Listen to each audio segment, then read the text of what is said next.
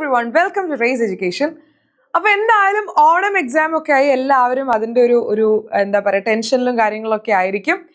എന്തായാലും ഓണം എക്സാമിന് നമുക്കറിയാം നമ്മുടെ ഫസ്റ്റ് ടേമിൽ എക്സാം ആയതുകൊണ്ട് തന്നെ നമുക്ക് ഒരുപാട് ചാപ്റ്റേഴ്സ് ഒന്നും ഉണ്ടായിരിക്കില്ല, കമ്പാരിറ്റീവ്ലി എണ്ണത്തിൽ കുറവായിരിക്കും. അതുകൊണ്ട് തന്നെ നമുക്ക് ഉള്ള ചാപ്റ്റേഴ്സിൽ നിന്ന് ധാരാളം ക്വസ്റ്റ്യൻസ് ചോദിക്കുകയും ചെയ്യും.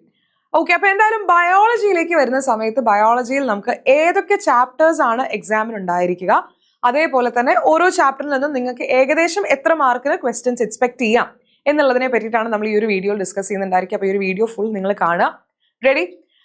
ഓൾറെഡി നമുക്കിപ്പോൾ കഴിഞ്ഞ നമ്മൾ കുറച്ച് വർഷത്തെ ക്വസ്റ്റ്യൻ പേപ്പർ ഒക്കെ നോക്കുന്ന സമയത്ത് ഈ പറയുന്ന പോലെ തന്നെ ക്വസ്റ്റ്യൻസ് ഏകദേശം നമുക്ക് ഒരേ ഒരു മാർക്കിന് തന്നെയാണ് നമുക്ക് ഓരോ ചാപ്റ്ററിൽ നിന്നും കാണാനായിട്ട് പറ്റുന്നുണ്ടായിരിക്കും. അപ്പോൾ കഴിഞ്ഞ കൊല്ലത്തെ, അതായത് 2025 ഓണം എക്സാമിൻ്റെ ക്വസ്റ്റ്യൻ പേപ്പറിനെ ബേസ് ചെയ്തുകൊണ്ടാണ് അതിൽ ഓരോ ചാപ്റ്ററിൽ നിന്നും എത്ര ക്വസ്റ്റ്യൻസ് ചോദിച്ചിട്ടുണ്ട് എന്നുള്ളതിനെ ബേസ് ചെയ്തിട്ടാണ് നമ്മൾ ഈ ഒരു ഡേറ്റ ഇവിടെ ഉണ്ടാക്കിയിട്ടുള്ളത്.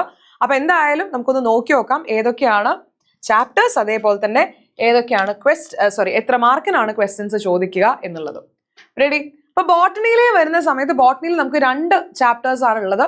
സെക്ഷുവൽ റീപ്രൊഡക്ഷൻ ഇൻ ഫ്ലവറിംഗ് പ്ലാന്റ്സും അതുപോലെ തന്നെ ബയോടെക്നോളജി പ്രിൻസിപ്പിൾസ് ആൻഡ് പ്രോസസ്സസ് എന്ന് പറയുന്ന 2 ചാപ്റ്റേഴ്സ്. അതിൽ തന്നെ ബയോടെക്നോളജി പ്രിൻസിപ്പിൾസ് ആൻഡ് പ്രോസസ്സസിൽ സിലബസ് പ്രകാരം ശരിക്കും കോമ്പറ്റന്റ് ഹോസ്റ്റ് വരെയാണ് പഠിക്കാനായിട്ട് ഉള്ളത്.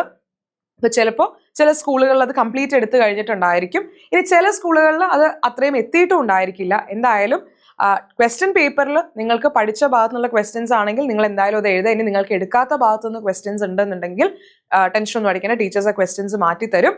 ഓൾസോ നിങ്ങൾക്ക് കംപ്ലീറ്റ് ചാപ്റ്റർ എടുത്തു എന്നുണ്ടെങ്കിലും ചിലപ്പോൾ നിങ്ങൾക്ക് എക്സ്ട്രാ വേറെ ക്വസ്റ്റ്യൻ ആയിട്ട് തരാനും സാധ്യത ഉണ്ട്.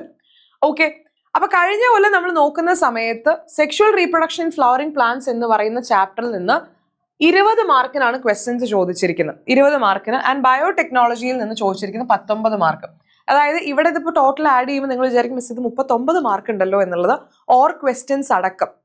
ഓക്കെ, ഇൻക്ലൂഡിങ് ഓർ ക്വസ്റ്റ്യൻസ് ആണ് ഈ മാർക്ക് ആഡ് ചെയ്തിട്ടുണ്ടായിരിക്കും. ഇപ്പം നിങ്ങൾക്ക് 1 മാർക്കിനാണെങ്കിലും 2 മാർക്കിനാണെങ്കിലും ഒക്കെ നിങ്ങൾ ഈ പറയുന്ന പോലെ തന്നെ 2ഉം 3ഉം ഒക്കെ എടുക്കുന്ന സമയത്ത് ഓർ ക്വസ്റ്റ്യൻസ് ഉണ്ടായിരിക്കും. അപ്പം അതും കൂടി ആഡ് ചെയ്തിട്ടാണ് ഇങ്ങനെ ഉള്ളത് കേട്ടോ. അപ്പോൾ 19-20 എന്ന് പറയുമ്പോൾ ഓൾമോസ്റ്റ് ഈക്വൽ മാർക്ക് തന്നെയാണ് 2 ചാപ്റ്ററിൽ, അല്ലെങ്കിൽ ഈക്വൽ വെയിറ്റേജ് തന്നെയാണ് ഈ എക്സാമിന് 2 ചാപ്റ്റേഴ്സിനും ഉണ്ടായിരിക്കുക. അപ്പോൾ എന്തായാലും ഈ പറയുന്ന പോലെ തന്നെ 2 ചാപ്റ്ററും ഒരേപോലെ പഠിക്കണം. ബയോടെക്നോളജി കുറച്ചല്ലേ ഉള്ളൂ, കോമ്പറ്റന്റ് ഹോസ്റ്റ് വരെ ഉള്ളൂ എന്നുള്ളതുകൊണ്ട് അതിൽ നിന്ന് കുറച്ച് ക്വസ്റ്റ്യൻസേ ചോദിക്കുമെന്ന് വിചാരിക്കരുത്. ഓൾമോസ്റ്റ് ഈക്വൽ ആയിട്ട് തന്നെ ആയിരിക്കും ചോദിക്കുന്നുണ്ടായിരിക്കുക. അപ്പോൾ ഈ 2 ചാപ്റ്റേഴ്സും നിങ്ങൾ നോക്കണം. നമുക്ക് അപ്പോൾ സെക്ഷുവൽ റീപ്രൊഡക്ഷൻ ആണെങ്കിൽ അത്യാവശ്യം വലിയ ചാപ്റ്റർ ആണ്, ഒരുപാട് കാര്യങ്ങൾ അതിൽ പഠിക്കാനുണ്ട്. മൈക്രോസ്പോറോജെനസിസും മെഗാസ്പോറോജെനസിസും അതേപോലെ തന്നെ pollination, different types of pollination എന്തൊക്കെയാണ്, ഡബിൾ ഫെർട്ടിലൈസേഷൻ, എംബ്രിയോന്റെ സ്ട്രക്ചർ, ഇങ്ങനെ കുറേ കാര്യങ്ങളുണ്ട്.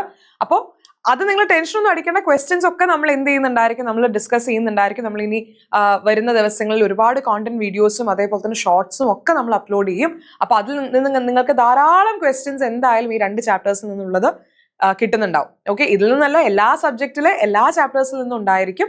അപ്പൊ എന്തായാലും 2 ചാപ്റ്റർ നിങ്ങൾ ഒരേപോലെ തന്നെ ഇമ്പോർട്ടൻ്റ് ആണെന്ന് മനസ്സിലാക്കണം.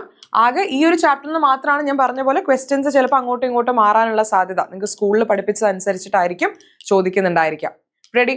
ഓക്കെ, അപ്പോൾ ബോട്ടണിയിൽ 2 ചാപ്റ്റേഴ്സേ ഉള്ളൂ. അത് കഴിഞ്ഞാൽ വരുന്ന ഇനി ബയോടെക്നോളജിയുടെ ആപ്ലിക്കേഷൻ ഒക്കെ നിങ്ങൾക്ക് അടുത്ത ടേമിലായിരിക്കും വരുന്നുണ്ടായിരിക്കുക. ടോട്ടൽ ആകെ 5 ചാപ്റ്റേഴ്സ് ആണുള്ളത്. അതിൽ 2 ചാപ്റ്റേഴ്സ് നിങ്ങൾ എന്ത് ചെയ്യണം, ഈ ഒരു ടേമിൽ പഠിക്കാനുള്ളതായിരിക്കും.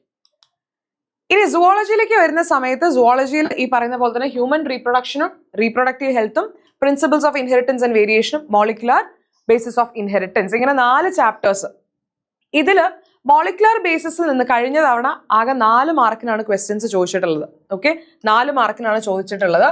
അതേപോലെ തന്നെ ഏറ്റവും കൂടുതൽ ക്വസ്റ്റ്യൻസ് വന്നിരിക്കുന്നത് ഏതിൽ നിന്നാണ്? Principles of inheritance and variation. വളരെ ഇമ്പോർട്ടൻ്റ് ആണ്.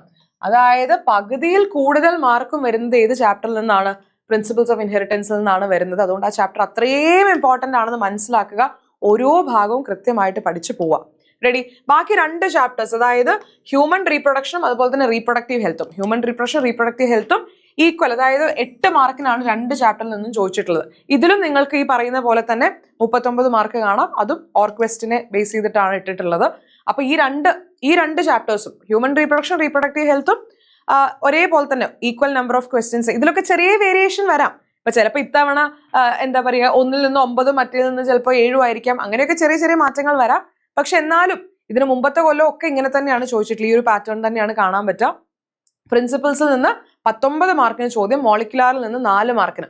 അതിന് മുമ്പത്തെ കൊല്ലം മോളിക്കുലാറിൽ നിന്ന് ക്വസ്റ്റ്യൻസ് ചോദിച്ചിട്ടുണ്ടായിരുന്നില്ല. അതിന് മുമ്പല്ല 23-ൽ ക്വസ്റ്റ്യൻസ് ഒന്നും ചോദിച്ചിട്ടുണ്ടായിരുന്നില്ല. പക്ഷെ ഇപ്പൊ കഴിഞ്ഞ തവണ ഒരു 4 മാർക്കിനുള്ള ക്വസ്റ്റ്യൻസ് ഉണ്ടായിരുന്നു. അപ്പൊ അതുകൊണ്ട് നിങ്ങൾ എന്ത് ചെയ്യണം, എല്ലാ ചാപ്റ്ററിലും സ്പെഷ്യലി ഈ ചാപ്റ്റർ പ്രിൻസിപ്പിൾസ് എന്തായാലും നിങ്ങൾ ഒരു ഭാഗവും വിടരുത്, അത്രയും ക്വസ്റ്റ്യൻസ് ചോദിക്കും. റെഡി? അപ്പൊ ഞാൻ പറഞ്ഞ പോലെ തന്നെ ബോട്ടണി ആണെന്നുണ്ടെങ്കിലും സുവോളജി ആണെന്നുണ്ടെങ്കിലും ഇപ്പൊ മാർക്ക് നമ്മൾ നോക്കുന്ന സമയത്ത് ഒരുവിധം എല്ലാം ഇപ്പോൾ പ്രിൻസിപ്പിൾസ് ഒഴിച്ച് ബാക്കി എല്ലാത്തിനും ഒക്കെ ഈക്വൽ ആയിട്ട് തന്നെയാണ് എല്ലാത്തിൽ നിന്നും ചോദിക്കുന്നുണ്ടായിരിക്കും. മോളിക്കുലാറിനും കുറവായിരിക്കും. ഇത്തവണ നമുക്ക് കുറച്ച് തന്നെയാണ് എക്സ്പെക്ട് ചെയ്യാൻ പറ്റുന്നുണ്ടായിരിക്കും മോളിക്കുലാറിൽ നിന്ന്. പക്ഷെ ബാക്കി 3 ചാപ്റ്റേഴ്സിൽ നിന്ന് എന്തായാലും നല്ലോണം ക്വസ്റ്റ്യൻസ് ഉണ്ടാവും. റെഡി? ഈ ചാപ്റ്ററിന്റെ എണ്ണം കുറയുമ്പോഴാണ് ശരിക്കും നമ്മൾ പേടിക്കേണ്ടത്. അതായത് ചാപ്റ്ററിന്റെ എണ്ണം കുറയുമ്പോൾ ചാപ്റ്ററിൽ നിന്ന് ഏത് ഭാഗത്തു നിന്ന് വേണമെങ്കിൽ ക്വസ്റ്റ്യൻ ചോദിക്കാം. ഇപ്പൊ സെക്ഷൽ റീപ്രൊഡക്ഷൻ ബയോടെക്നോളജി മാത്രമേ ഉള്ളൂ എന്നുള്ളത് നമ്മൾ വിചാരിക്കും 2 ചാപ്റ്റർ അല്ലേ ഉള്ളൂ. 2 ചാപ്റ്ററിൽ നിന്ന് 30 മാർക്കിന് നിങ്ങൾ എന്തായാലും ആൻസർ ചെയ്യണം. അപ്പൊ അതുകൊണ്ട് ആ 2 ചാപ്റ്ററിൽ നിന്ന് ഏത് ഭാഗത്ത് നിന്ന് വേണമെങ്കിലും ക്വസ്റ്റ്യൻ എക്സ്പെക്ട് ചെയ്യാം എന്നുള്ളതാണ്. ഇപ്പോൾ നമുക്ക് കുറേ മാർക്കിനൊക്കെ ആകുമ്പോൾ ഈ ചാപ്റ്ററിൽ നിന്ന് ചിലപ്പോൾ ഇമ്പോർട്ടന്റ് ആയിട്ടുള്ള ഭാഗം മാത്രം പിക്ക് ചെയ്താലും നമുക്ക് പഠിക്കാൻ പറ്റും. പക്ഷെ ഈ എക്സാമിന് അങ്ങനെ ആയിരിക്കില്ല. നിങ്ങൾ ഏത് ഭാഗത്തു നിന്ന് വേണമെങ്കിലും ക്വസ്റ്റ്യൻ എക്സ്പെക്ട് ചെയ്യാം. അതുകൊണ്ട് കൃത്യമായിട്ട് എന്ത് ചെയ്യുക, പഠിച്ച് തന്നെ പോവാം. റെഡി? അപ്പോൾ ബയോളജിയിൽ നമുക്ക് ഇത്രയും, അതായത് സുവോളജിയിലും ബോട്ടണിയിലും ഇത്രയും ചാപ്റ്റേഴ്സ് ആയിരിക്കും എക്സാമിന് ഉണ്ടായിരിക്കുക. ഇനി ഈ ചാപ്റ്റർ റിലേറ്റഡ് ആയിട്ടുള്ള കംപ്ലീറ്റ് ക്വസ്റ്റ്യൻസ് നിങ്ങൾക്ക് ചോദിക്കുന്ന 1 മാർക്ക് ക്വസ്റ്റ്യൻസ് ആയിക്കോട്ടെ, 2 മാർക്ക് ക്വസ്റ്റ്യൻസ് ആയിക്കോട്ടെ, 3 മാർക്ക് ക്വസ്റ്റ്യൻസ് ആയിക്കോട്ടെ, ഇതൊക്കെ നമ്മൾ ഇനി വരും ദിവസങ്ങളിൽ നമ്മൾ എന്ത് ചെയ്യുന്നുണ്ടായിരിക്കും, വീഡിയോസ് അപ്ലോഡ് ചെയ്യുന്നുണ്ടായിരിക്കും, കോണ്ടന്റ് വീഡിയോസ് അപ്ലോഡ് ചെയ്യുന്നുണ്ടായിരിക്കും. അപ്പോൾ മറക്കാതെ എന്ത് ചെയ്യുക, ചാനൽ സബ്സ്ക്രൈബ് ചെയ്ത് വെക്കുക. കാരണം എന്നാൽ മാത്രമേ നിങ്ങൾക്ക് കൃത്യമായിട്ട് നോട്ടിഫിക്കേഷൻ ഒക്കെ വരുള്ളൂ. ആ ബെല്ലൈക്കൺ കൂടി ഒന്ന് അടിച്ചു വെക്കുക. റെഡി? ആൻഡ് ഈ വീഡിയോ നിങ്ങൾക്ക് യൂസ്ഫുൾ ആയി എന്ന് തോന്നുകയാണെങ്കിൽ ലൈക്ക് ചെയ്യുക, നിങ്ങളുടെ ഫ്രണ്ട്സിന് ഷെയർ ചെയ്ത് കൊടുക്കാനും മറക്കരുത്. ഇനി നിങ്ങൾക്ക് എന്തെങ്കിലും സ്പെസിഫിക് ആയിട്ട് ഏതെങ്കിലും സാധനങ്ങളിൽ ഏതെങ്കിലും ടോപ്പിക്സോ കാര്യങ്ങളോ ഒക്കെ വേണം എന്നുണ്ടെങ്കിൽ നിങ്ങൾ എന്ത് ചെയ്യുക, ഈ വീഡിയോന്റെ താഴെ ഒന്ന് കമന്റ് ചെയ്യുക.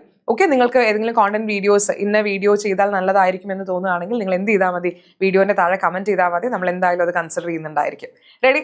അപ്പൊ അങ്ങനെയാണെങ്കിൽ നമുക്ക് എന്ത് ചെയ്യാം, അടുത്തൊരു വീഡിയോയിൽ കാണാം. Till then bye.